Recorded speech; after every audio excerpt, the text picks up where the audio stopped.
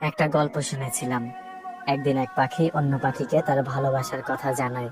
পাখিটি উত্তরে বলে, এখন তো তুমি আমাকে ভালোবাসো, কিন্তু যখন আমার খারাপ সময় আসবে ঠিক তখনই তুমি উড়ে চলে যাবে।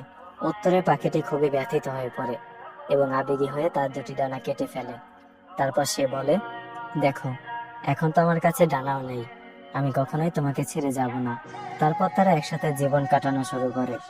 একদিন সবকিছু ভেঙে তুমুল ঝড় আসার সম্ভাবনা দেখা দেয়। ডানা কাটা পাখিটি বলে, অনেক ঝড় হবে টের পাচ্ছি, তুমি আমার চিন্তা করো না, নিজের যান বাঁচাও, তুমি উড়ে যাও। সে সাথে সাথে উড়াল দিয়ে বিপদসীমার বাইরে চলে যায়। পরক্ষণে জানতে পারে তুফান আর আসেনি। সে আবার সেই পাখিটির কাছে ফেরত যায়। গিয়ে দেখে পাখিটি মারা গেছে, আর তার সাথে একটা চিঠি পায়। সেখানে লেখা ছিল, যদি তুমি উড়ে যাওয়ার আগে শুধু একটিবার আমাকে বলতে, আমি চলে গেলে তোমার কি হবে, তাহলে হয়তো আমি তুফান আসার আগে কখনোই মরতাম না। এই পৃথিবীতে এমন কিছু মানুষও ঠিক উড়ে যাওয়া পাখির মতো। তারা চায় তাদেরকে কেউ সবটুকু দিয়ে ভালোবাসুক, আর যখন কেউ বাসে তাকে তার বিনিময়ে দেয় এক সমুদ্র পরিমাণে বেদনা।